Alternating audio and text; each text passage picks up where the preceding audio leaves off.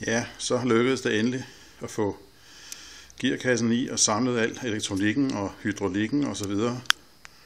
Og alle ledningerne er sat til, for det er en enkelt, jeg ikke lige kan finde ud af, hvor skal være. Vi kan ikke komme ud og køre endnu, fordi jeg skal have nye skiver på, så dem venter jeg lige med at samle til den tid kommer. Men nu skal vi se. Jeg skal være ærlig og indrømme, det er ikke første gang jeg starter den. Jeg har lige haft den i gang, men alligevel, den er ikke kørt i over et år. Så vi sætter os ind her. Pumpen pumper. Tryk på. Og gearstangen står, hvor den skal.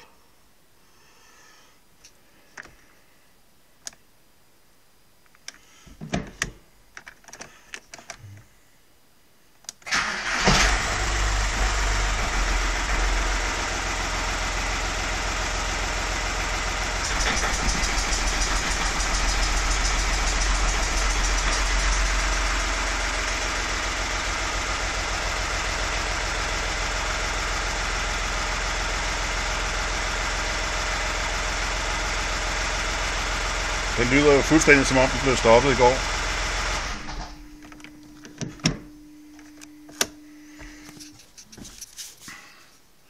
Ikke så tosset. Nu skal vi lige have grundjusteret gearkassen og samle de sidste ting, skruet klappen på og have lavet bremser.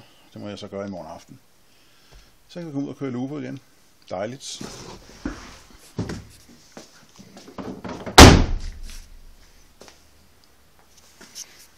Ja.